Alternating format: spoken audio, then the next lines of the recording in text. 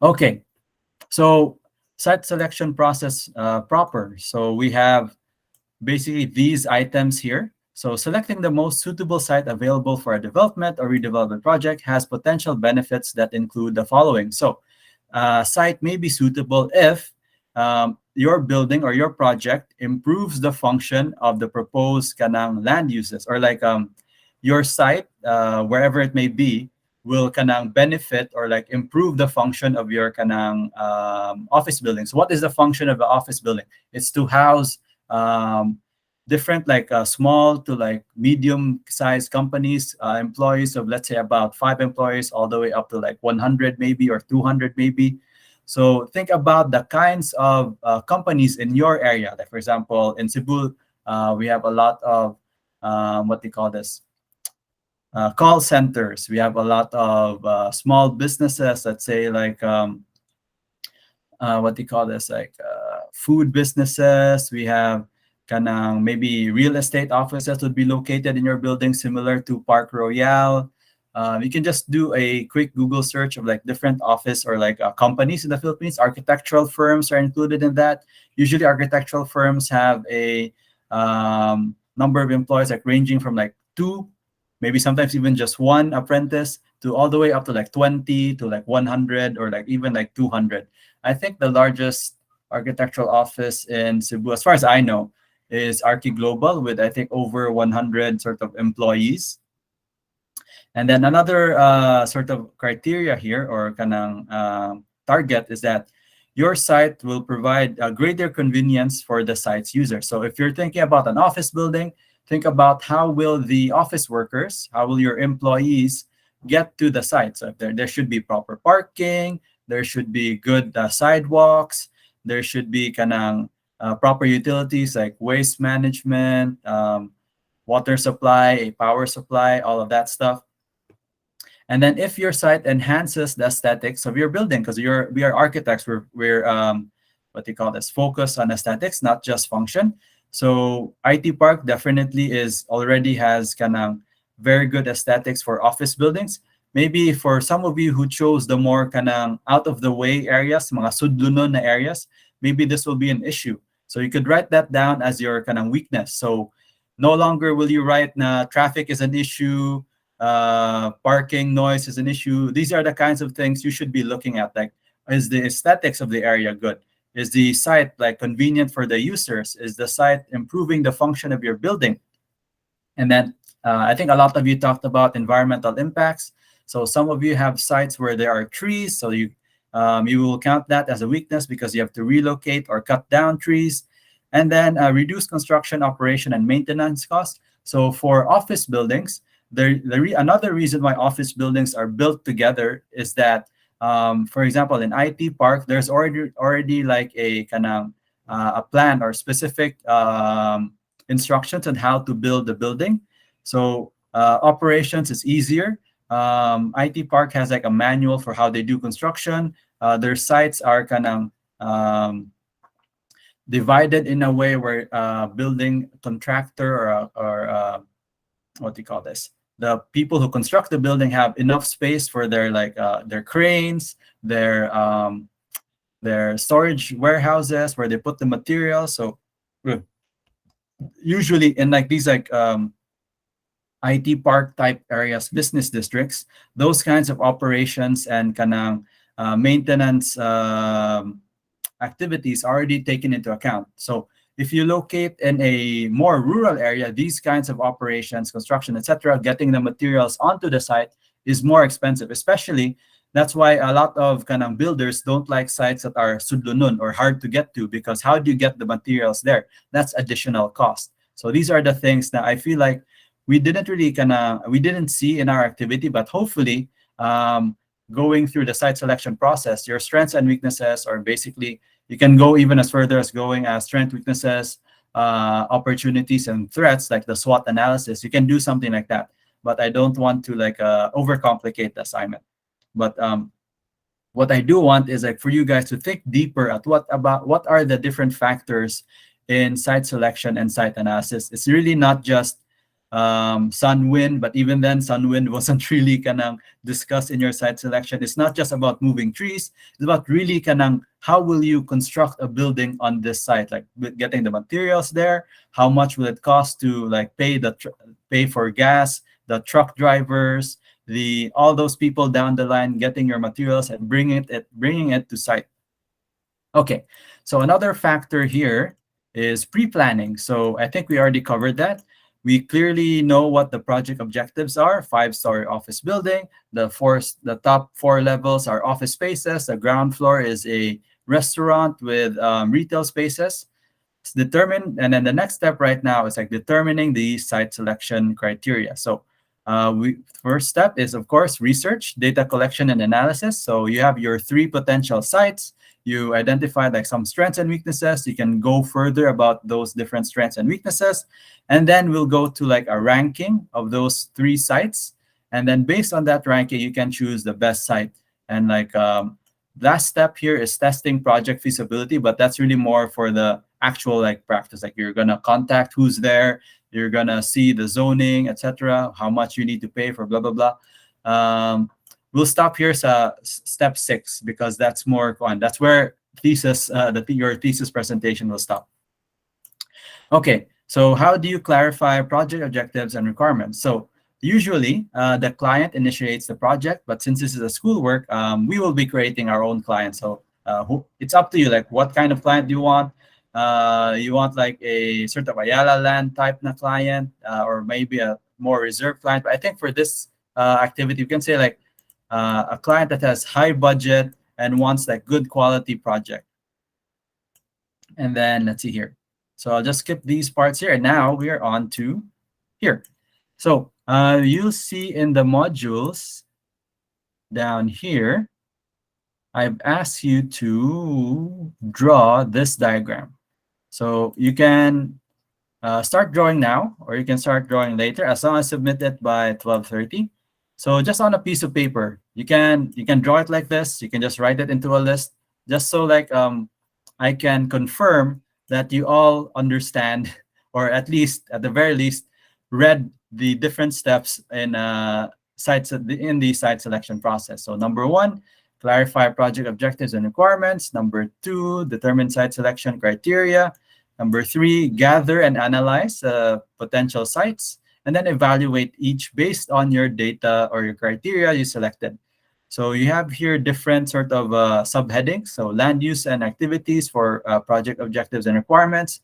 Site factors for determining site criteria. So some of you mentioned size and cost, access and utilities, physical constraints, like the actual size of the site is not enough, land use regulations. For this, I think we can, I'll provide you guys with a zoning map, but unfortunately for Cebu City, this is the best zoning map we have. If you're in Davao, then you're in luck. So if you look at Davao City's zoning map, it's digital. So I'll share this with you guys over here. So I just did a quick Google search of Davao City zoning. Just search like Davao City zoning maps. I'll press back here. 2015 at least. And you can see here, this is Davao City. In the Philippines, our zoning legend or color codes are as follows. Red for commercial, yellow for residential, pink for industrial, and then blue for institutional. Institutionals like schools, churches, all those similar types of buildings like public buildings. And then green is kanang nature reserve or parks. In other countries, it's funny because in Australia, red is residential, and then yellow or the blue is commercial. Basically, other countries have different zoning colors, but I think internationally, most countries would have commercial as red and residential as yellow and institution as blue, but it really varies country per country. So you see here, this is Davao City, which is excellent. You see the different streets. You can zoom all the way down here. This is a GIS map. This is something that Cebu City is trying to implement, but we just don't have enough GIS experts. Even me, I teach a GIS class, but I'm very much still new to the program, even though like I just teach the basics. I don't have time to practice the advanced ones, but hopefully I can like make time for that. But you see here, there are a bunch of like what are these pink areas? I think it's industrial or some heavy or like let's see, residential. Yeah, it's more commercial areas here. It's interesting. There's a lot of like commercial areas. I can't seem to click on the color to identify the use, but at least you can see the map. And I think on area shall be objective OBCD. Okay. So I think these are, I can't tell. It's like, it could be commercial too or industrial. But it seems like there's some residential areas here. It could be special use as well. So let's look at Davao City zoning legend. Okay. Sorry. Just want to see their color code. I'm curious, what is this kind of dark pink? Let's look for the legend. Here we go.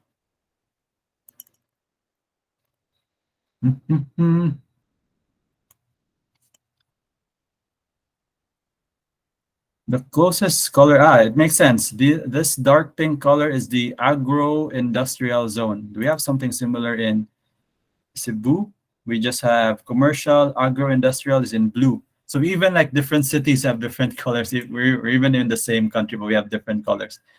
I was just confused because if this was in fact an industrial, it'd be weird na if it was purely industrial, it'd be like a bit dangerous because it's next to the Davao River, but apparently it's also agricultural as well. So it's like a mix of agro-industrial uses. So that will be interesting if your site falls under like these commercial zones. For IT Park, I don't think you need to see the zoning map to identify that it's a commercial area. It should be zoned commercial too. I think the University of San Carlos is somewhere. I think San Carlos is here. You see this green patch over here. Let me just use my snipping tool. This is, let me change, I think red. Okay, my red is like not visible. Use my custom brush here. So this is Fuentes Mena Circle down here. This is Cebu Country Club, the golf course down here. So IT Park should be somewhere over here, directly in the red area. So really no problem with zoning for IT Park. And basically, if you see a bunch of like office building, more than likely it's kind a commercial zone. So don't worry so much about your zoning maps if it's not available. Okay, so it's 10:58. I think you can start drawing on your own. It's until like 12:30. You can even start at 11:30. It doesn't have to be a really good drawing, as long as you like simply just list these things down. Okay. Any questions so far? Sorry, I have to use a book because I don't have a PowerPoint ready. Clear, huh? Hello? I guess silence means yes. Anyway, if you have questions, yes, na your hand. Go ahead. Sir, is this done individually or by group? Individual drawing. Thank you, sir. All right. So you can start. Pwede rin siya simple lang kaya na. You can even like do it on pencil. Basta legible lang ang steps. Basically, as long as it's all here, you're good to go. You get 20 points. Basically, bonus points na. Okay. So let's move on to determining the site selection criteria. So I'll just quickly read this. Site suitability is a function of site conditions, contextual factors, and projected costs. So site selection criteria must focus the task of choosing an appropriate and ideally the best site. Carefully chosen site selection criteria can efficiently screen the set of potential sites. Site suitability is largely a function of the site's capacity to provide the conditions necessary for the proposed uses. So think about, I think most of your sites are already okay. Now it's just determining which of those sites are the best for your 5-story office building in your in your different groups. So the capacity of the sites to sustain the proposed uses or activities includes the following. So physical conditions, number one, the easiest to identify. For example, does it have the adequate site area? I think all of your sites are within the range of 1,000 to 2,000 square meters. I think most of them also have adequate solar access. There are no mountains or kanang large buildings. For the most part, I think some of your sites have large buildings that block your site. Soil is pretty much what we're looking for with soil is the capacity to carry the weight of the building. So for constructions like an office building and especially high-story buildings, they would want the hard soils. I'm not really an expert on soil types, but you can quickly Google that and find the different types of soils that are good for constructions. Trees, you want to maintain trees and maybe relocate trees is also a good option. And other natural amenities, access to utilities and transportation. And for the socioeconomic factors, you're looking at legal conditions like zoning, easement requirements and development regulations, building laws especially. So in this table, you have like a quick list that you can go through. So whenever you do site selection, especially sa next SEM, please like identify these issues in your analysis. So topography, you can start with the site is like, is it sloping? Is it flat, relatively flat? Are there what do you call this? Areas where it could be prone to collecting water or flooding. So those are the kinds of things that you'll be looking at site condition in your future site analysis. Soil type, I think you just quickly Google like soil type for Cebu. So for example, you want to know soil type for Cebu, soil type, Cebu City, soil type map, something like that. You can also Google soil type for construction, Philippines, something like that. So loam is the best soil type for construction due to its ideal combination of silt, sand, and clay. It combines the best qualities. So basically loam is what we call like the strongest type of soil. We have some images over here. So in my experience, I'm not an expert, but just for your information lang, they don't want the soil to be too hard because hard soil, like for example, in this area in Pristina North, the soil is lime. I think I'm like 90% sure it's lime. Lime is strong, but it's hard to dig through. So the harder soils are more expensive to excavate. The constructions or the contractors, they want soil that's not so hard, but also not so soft. So loam is really that perfect balance where it's easy to dig, but it's strong enough to hold the building. So yeah, you can just quickly Google that.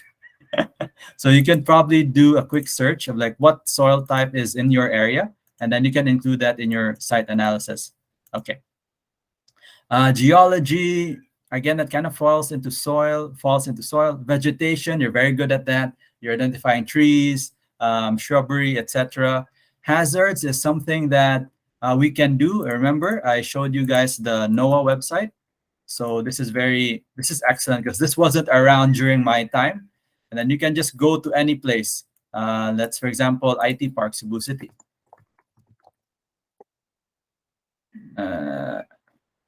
IT Park. See, it seems to not be able to find IT Park. It's IT Park. It's not loading. So I guess I'll manually go to IT Park. Where am I?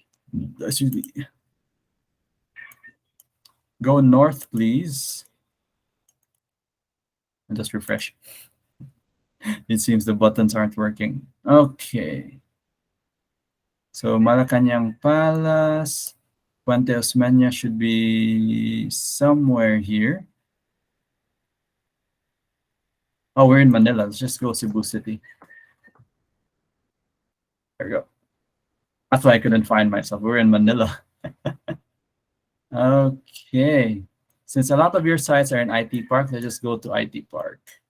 Where is Puente Osmeña Circle? And here we are. In front of Salinas Drive, you have JM Del Mar Street and then Abad Street here, where our proposed 5-story building will be. So let's look at IT Park. I'll just show off here in my screen. IT Park is this area here. This, highlighting at that. Let's look at flood level. So little to none. Landslide level, little to none. Storm surge, little to none. So IT Park is, you see there's a bit of medium orange here, like meaning medium susceptibility to storm surge. Pero it's really all the way here at the back, probably because of the kanang how do I is it control? There we go. Control and left click makes you rotate the camera. The storm surge hazard here is probably because this area at the back of IT Park, more to the northeastern side, is kind of like is at a lower slope. So maybe water will run through that area behind around the northeastern part of IT Park here, where you see JM Del Mar Street and also Apas Road. But most of IT Park has no hazard, so that makes it an ideal site. So you can just open this link here, go to your site, and maybe take a screenshot, and then that will be your hazards. Okay, next, contextual factors. Market or service area. So if you're in IT park or a commercial area, there's really that's where the target market is. A lot of people who look for office space usually go to the business district. And why is it beneficial for offices to be like close together?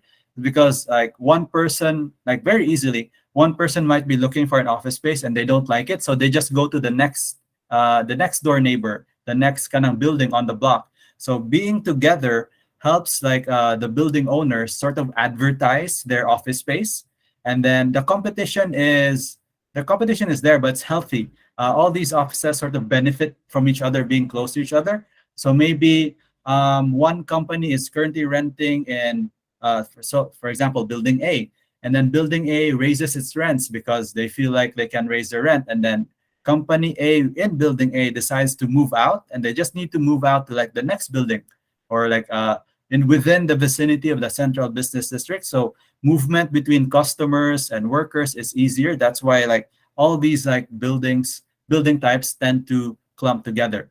You also see this not just in office buildings, but also in kanang schools. So for example, I go to the University of San Carlos over here.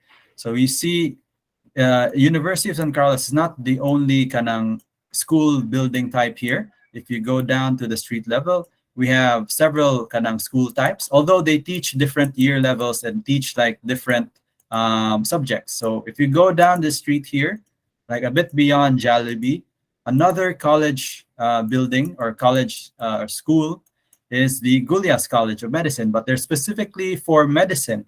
But are they competing against each other? I maybe for the nursing side, but they're more complementing each other. So University of San Carlos is more of like a engineering and law school, and then you have the medicine school here. So it kind of like complements each other, something like that, if that makes sense.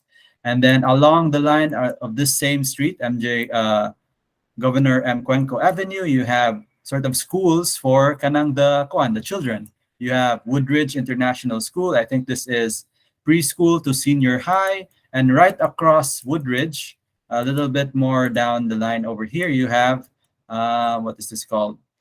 Bright Academy. So they also offer like preschool, grade school, and high school. So really, the simplest way I can explain is that similar building types help customers find their services, and they also help each other advertise their services. So that's why it's beneficial for them to be like in some proximity.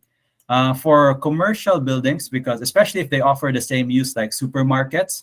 So for your supermarket, usually they don't want to be so close together.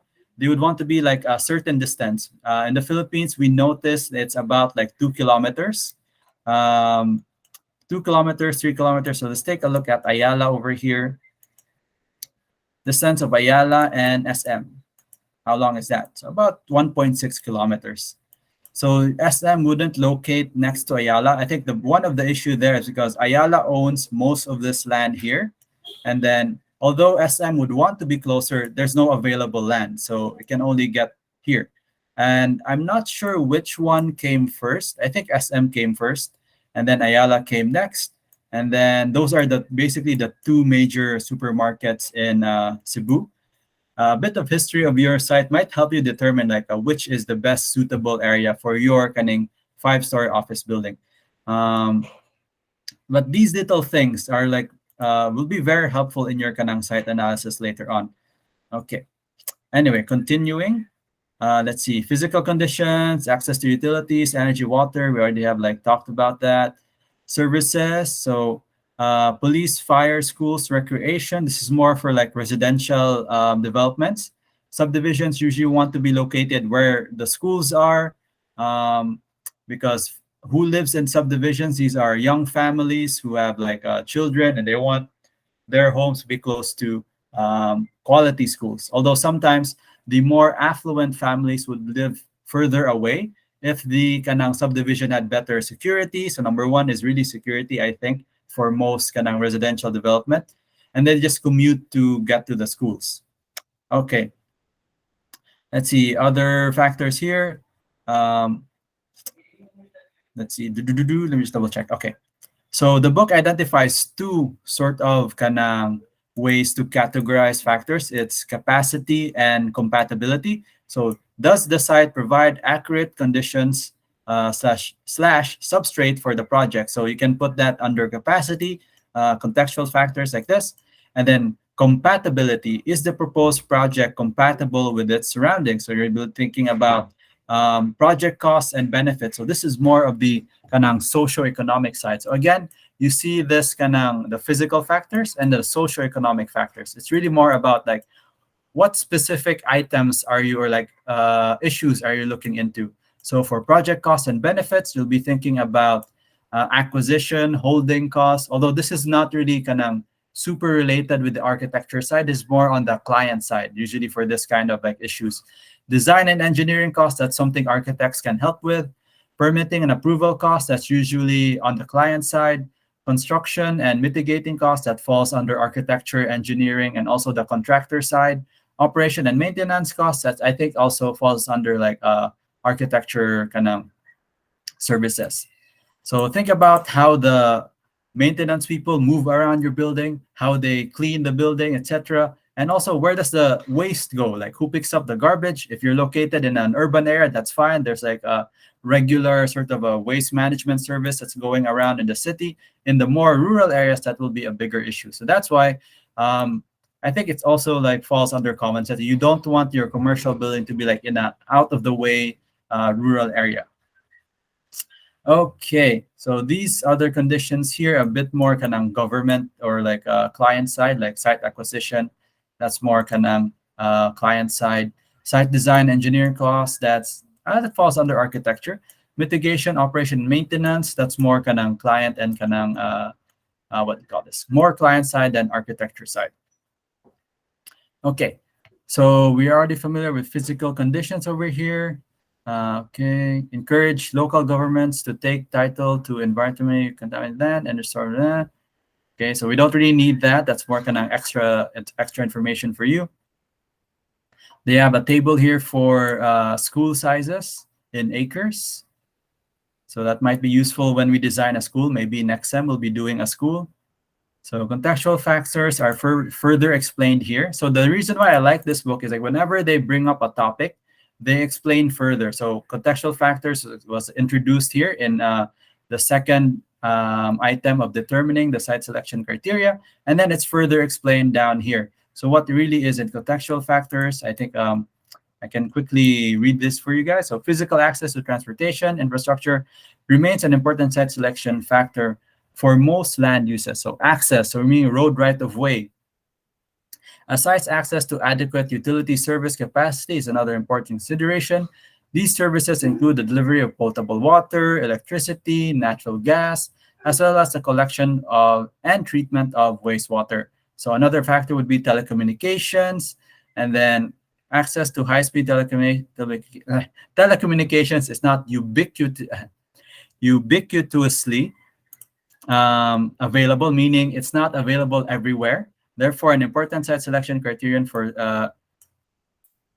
what do you call this? High-speed telecommunications is an important site selection criterion for certain users. So, for example, offices need internet. So definitely IT Park has good telecommunications infrastructure. So that would be a plus. In the more not so kanang business district na location, this would be a weakness. So instead of writing, the site is like next to a road right of way, it's vulnerable to noise. You can also say that because there's a road right of way there, it's very likely that there's also a telecommunications line there. So the road right of way actually is not just a weakness, but also a strength. So something like that, a bit more kind of detailed analysis. Okay, so what other contextual factors are here? Proximity to communities. Let's see here. This is for prison sites. So let's see here. That's not for us. So let's just go to the next step. So identifying potential sites. So you already identified 3. So what are the different ways you can identify potential sites? On some projects, the client may provide a list of potential sites for evaluation. In other cases, the potential sites must be identified. So sources of site data that are useful in identifying potential sites include the following. So multiple listing services for property that is for sale or rent. So you can Google this online. I think some of you, maybe 1 or 2 groups, identified that their site was for sale, especially katong group na identified sites for SRP, the South Road properties in Cebu City. You can use Google Maps, maps of vacant, infill, and redevelopable land. So we did that. We looked at streets and highway maps. So it's never been easier to find a vacant lot. In my time, we didn't have Google Maps. So we were mostly reliant on the piece of paper that our instructors gave us. Mo gyud ni siya ang site. So we're very fortunate that we now have Google Maps.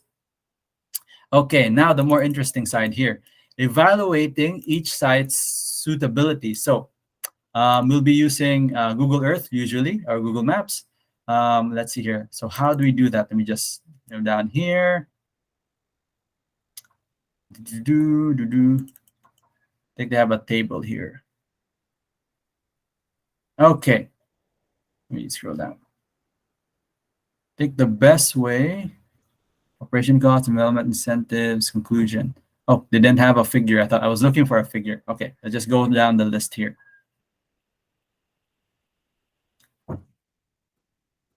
Okay, they had a figure here before, but I think that was in another chapter. Okay, here we go. So the process of evaluating sites for potential open space acquisition in San Francisco employs extensive certificate here. Typically, site suitability is evaluated using a predetermined scale for the selection criteria. So a qualitative rating scale, for example, may be as simple as rating 3 categories. So the criteria is really up to you, and the categories are just like based on your site. So something like this. So a quantitative rating scale with 3 classes. So +1 for favorable, meaning it meets the objective.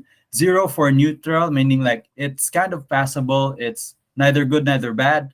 And unfavorable fails to meet your objective. Or you can also do like 5 points, like excellent, good, fair, poor, unacceptable, etc.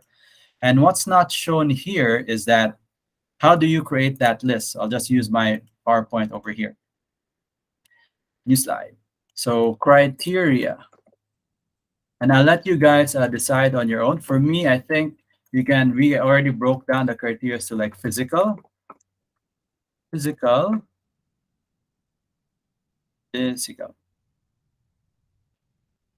then socio-economic. Okay, and then we can just use the ones provided in the diagram. So, whoops, sorry. Let's go back to the diagram. I think I'll have a minimum of like 3 criteria for each site, or maybe you can go up to like 5, but I think 3 is enough. So we have site factors and contextual factors. So maybe look at, I think all of the lots you proposed already fit the site. So please don't use size. So the size, I think all qualify. So don't use this. Don't use size. Everyone already identified now it's at least within the 1,000 to 2,000 square meter area. Sorry, my voice is dying. Next, access and utility. So this could be a good one. So access, is it easy to reach your site? So some of you may have kanang sites that are more sudanon, so you could be rating it like as a negative, that it's not so accessible. utilities. I guess I'll just combine them because it's combined in the diagram. Because road right-of-ways, as I mentioned before, also give access to utilities because that's where your sewage systems are. And when there's a road right-of-way, that's where your electrical poles are. So these provide proximity to ROW provides access to water supply,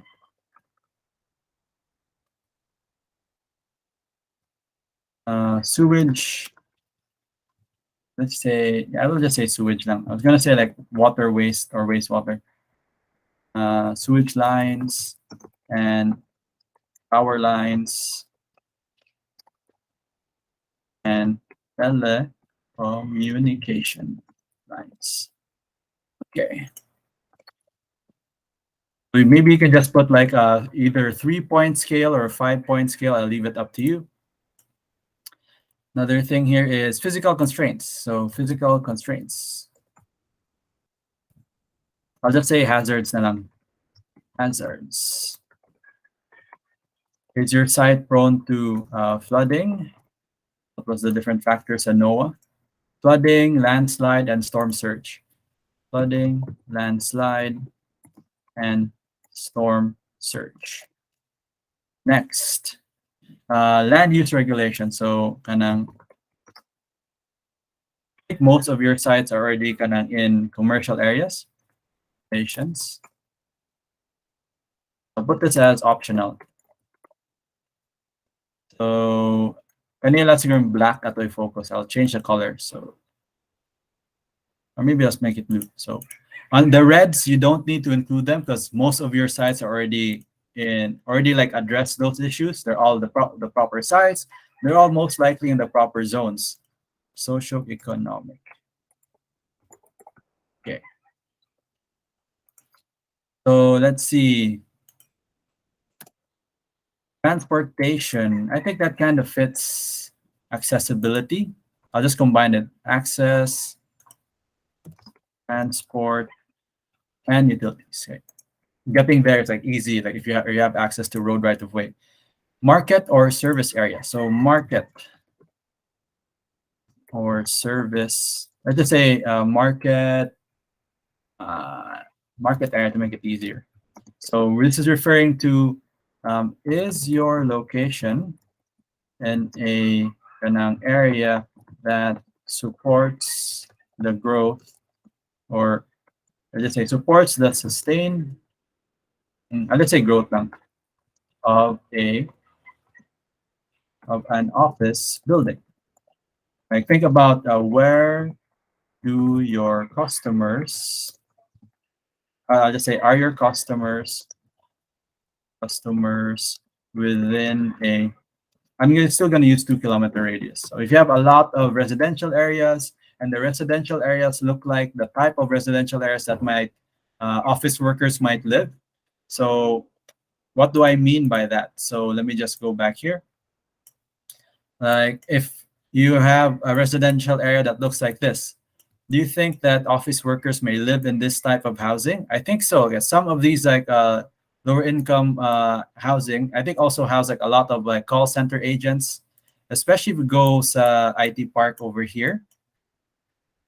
I think a few of the IT park workers, maybe not the managers, but definitely the entry-level people are living in these areas here. There are a lot of people who live here, like rent is like maybe what, like 5,000 a month. Like if it's a really kind of small apartment, or like kind of you're just living out of someone's like house gani. And then if you zoom out even further, let's go maybe here sa Lahog. Wait, where is it? Here, there are subdivisions here. This is Beverly Hills, Lahog, Cebu City. Where is the entrance? The entrance is somewhere here. I think this is the gatehouse. Yeah, the gate is over there. So if you look at the types of houses here, so more kanang single detached, you see some peoples have pools. So definitely this is a location where the managers would live, like of the kanang call centers here. So how far away is that from, I'll just put input here, directions. Beverly Hills, Tahog, Cebu City, to IT Park, Cebu City. I'll clear my measurement. So that's about, let's just say, transit. About 30 minutes away from Jeep and about 10 minutes away from car. So that's a total of 3 kilometers, like total drive distance of 3 kilometers. So definitely, IT Park is very accessible to target markets of like the managers, and then within a closer distance, the entry level of like office workers, maybe even the janitorial staff. So this is a very good location. So I'm just going to put here customers, employees, and managers. So you can do that. You can do a quick sort of market analysis with the, what do you call this? With the market reports I gave you. Oh, and you can also just do it with Google Maps, just looking at the quality of the houses that are nearby your project site. Okay, next issue here. Political environment. So this is something that I'm still confused with now. So I think they'll explain it down here. Should be under number 2. So number 2 is this criteria. Where is the political environment? Site conditions, contextual factors. Yeah, they didn't explain political environment lagi. Maybe it's somewhere over here. Is it under contextual factors? Okay, it's under contextual factors. Let's see, visibility from adjacent offsite, major water bodies, sites, proximity to inmates. Other offsite factors include sites visibility from adjacent roads, highways. Political here. Government permitting and approval processes may also influence the site selection decision. The permitting and approval process for new development is intended to protect the public health, safety, and welfare, and neighborhood concerns about vehicle traffic, building height, and development density can lead to project delays, modifications, and modifications of projects' objectives. I think next week I'll talk about, I think I can even talk about this now. This is not so much an issue in the Philippines because mostly the big developers just pay off their kanang anyone who complains about their building. But in more developed countries, let's say the Barangaroo development in Australia, development news. Okay. So this development here, I'll show you. Yes, I'm happy, blah, blah, blah. So a lot of people were kanang, the Australians are very active, or anyone in kanang, most communities in developed countries are very active in the development of large parcels of land. Like for example, this is Barangaroo in Australia. So let me just show you in Google Maps so you can have a better view.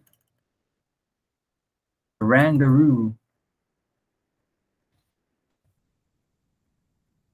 So this was a kind of infill or brownfield development. So it was built on existing industrial land and converted to a new commercial, residential, and park area. So I'll just show you with Google Earth actually. Here we go. You can see the changes in the development. But a lot of these changes were really because the local community, if you saw that headline over there, I mean, let me read that headline. The news over here.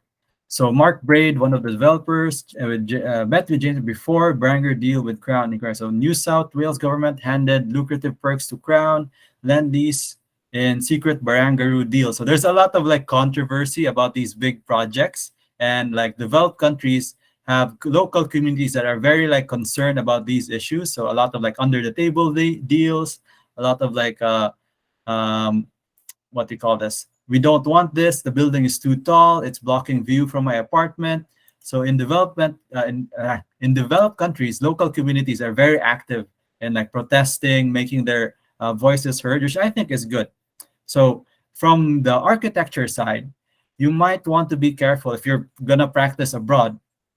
Your bosses, your clients will tell you that in the site selection process, you have to be careful about the local community. Like, if is there a local community that would be against to these like high-rise developments, and that would cause delay, and that will cost money, and that will like impact your ability to like finish the project. So let's go to that very quickly, Asa. And let's see here. I'll show you how that project developed, like just with Google Earth. This is also a free program, by the way. If you look for Google Earth Pro, I think some of you are already using it. And let's see, one of the best functions for me is like the histogram function. So if I go down here, Barangaroo is over here. So take a look at this area. I'll highlight it with my snip. So Barangaroo, the development project, is from here all the way up to, I think, around here. So that's a fairly large site. Can I measure? I'll just measure in like Google Maps because it's faster.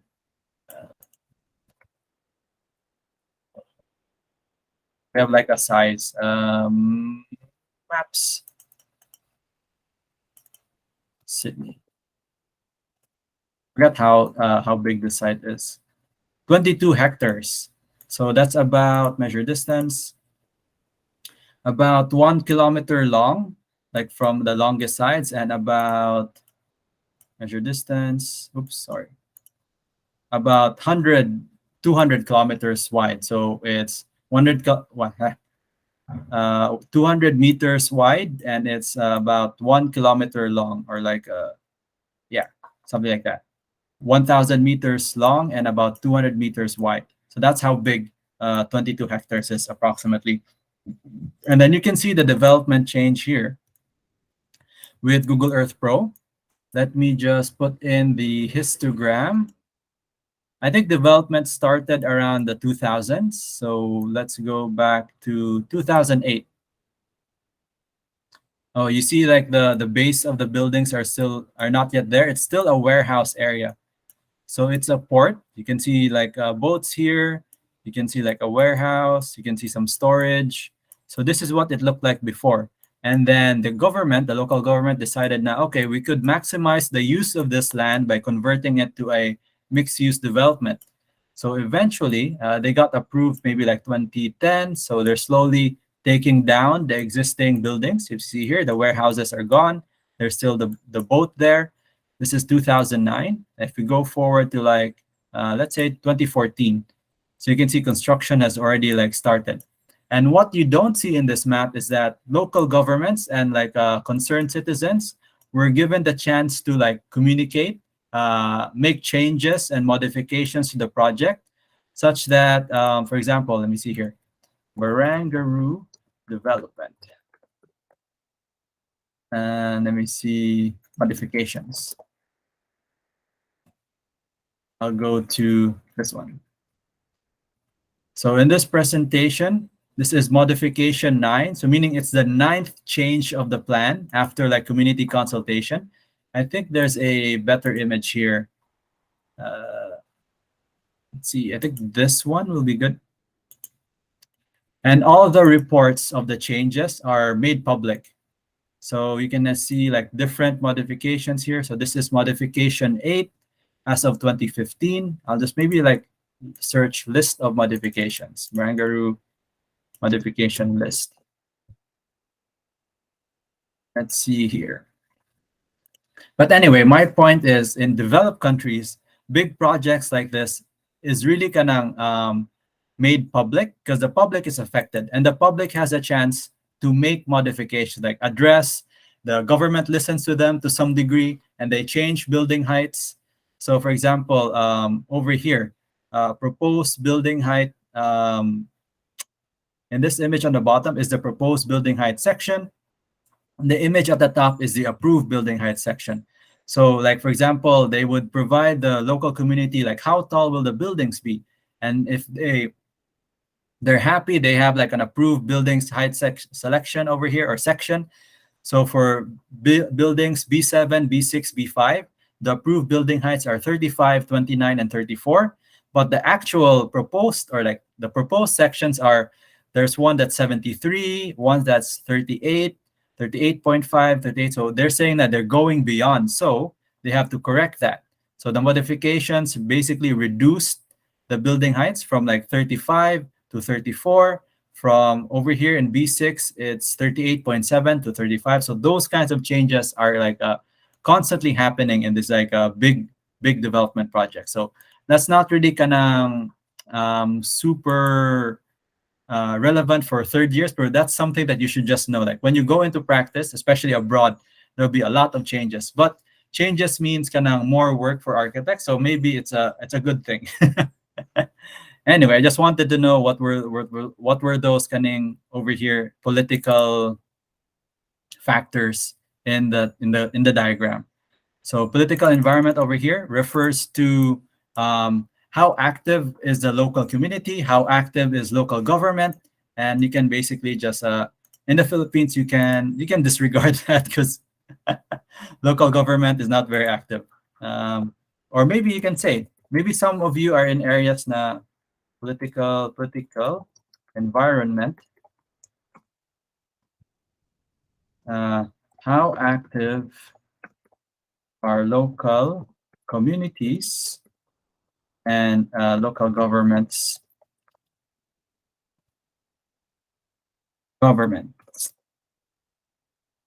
How active is the dialogue or kanang, what do you call this? Dialogue, or I'm trying to think of a word that will communicate local communities with the government. I'll just say dialogue.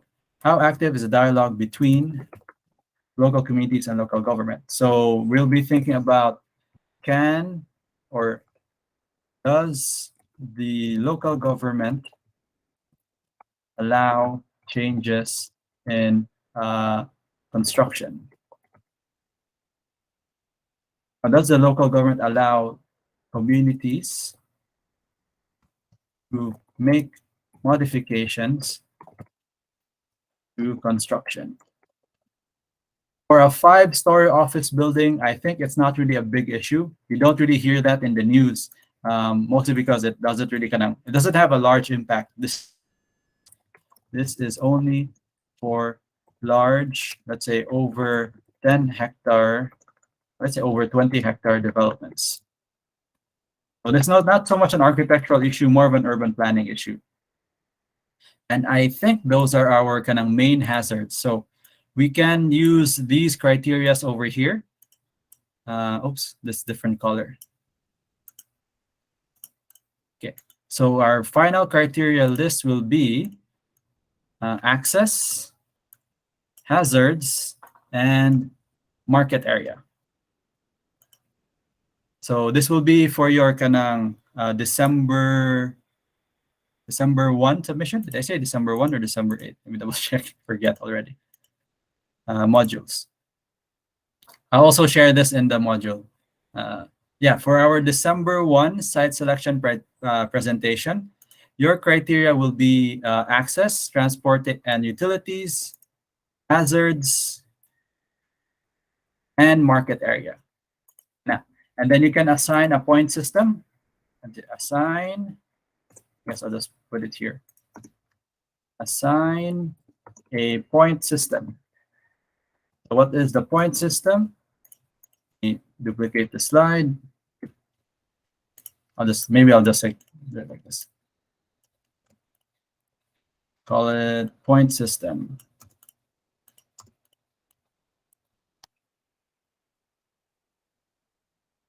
For grading criteria. You can use, let me zoom out here.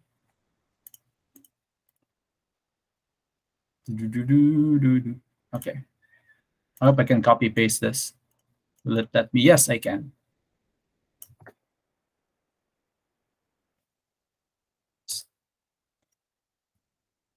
Tab, paste. So you can use this one, the +1, 0, and neutral. So 3 points or 3 classes. I make this indent. There we go. Lower the font size for this. Or the quantitative rating scale with 5 classes. So 4, 3, 2, 1, and 0, something like that. So I'll let your group decide what kind of scale you want to use.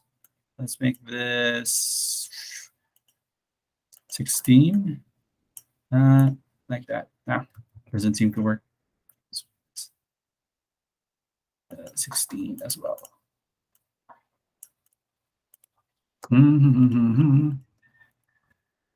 Let's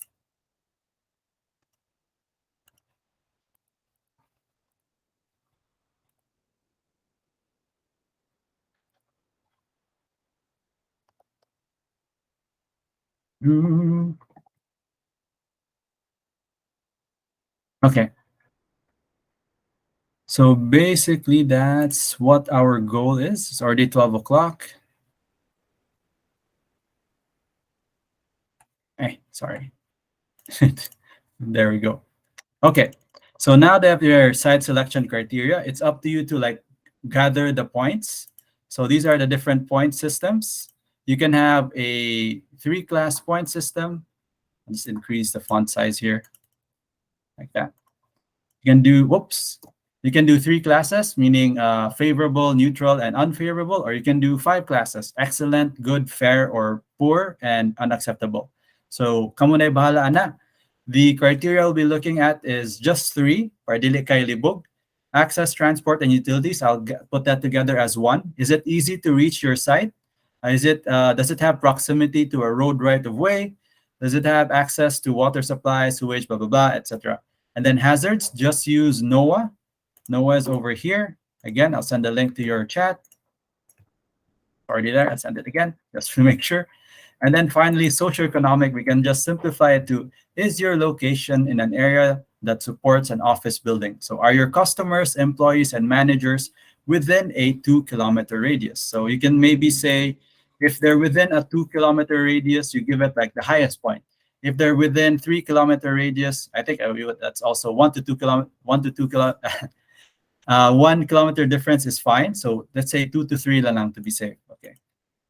So for example, like that, 2 to 3-kilometer radius, that's highest point, and then maybe 5-kilometer radius, that's like unfavorable already. So something like that. So maybe something like this. So if it's within 1 kilometer, that would be excellent. If it's within 2 kilometers, that would be good, something like that. Maybe, or maybe more likely something like this. 1 to 2, 2 to 3, 3 to 4, 4 to 5, and then 5 to 6. This is just an example of like how you might do your rating system. Oops, AM.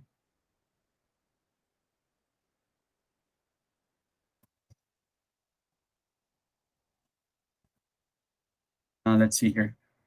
Criteria example, sample for market area. And then maybe if you have 3 classes, it'll be easier. So you can have 1 to 3 kilometers here. You can have 3 to 5 kilometers here. And you can have 5 to 8 kilometers here. So I'll leave that up to you. You can determine, let's discuss among yourselves, what kind of rating system would you use? Will you use a 3-scale rating system or a 5-scale rating system? And then you put all your new slide here. You put all your sites together. For example, you can lay it out like this. This is site 1, then you have site 2, then you have like site 3, then you have like descriptions over here. So you have rating, you have, let's see, access, transport, utilities, rating. 1, access, transport, and utilities. Number 2 is your hazards. Number 3, why is it indented? Number 3 is your market area. Something like that. And then you put your points here. short description, and then points. Something like that. Description and then points, short description and then points. And then